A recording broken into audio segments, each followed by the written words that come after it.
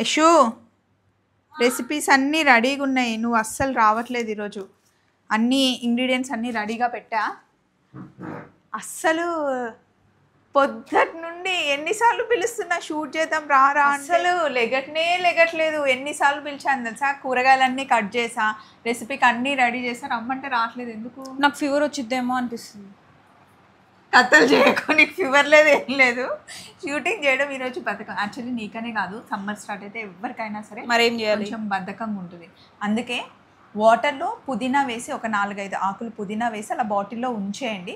కొంచెం నిమ్మరసం వేసి తాగుతూ ఉంటే ఎనర్జీ వస్తుంది, రిఫ్రెషింగ్ ఉంటుంది. మరి పొద్దున్నే రాగానే డ్రై ఫ్రూట్స్ వేసి అది ఇస్తున్నావు కదా, అది దేనికి? అది నీకు నాకు బాగా జుట్టు ఊడిపోతుందని.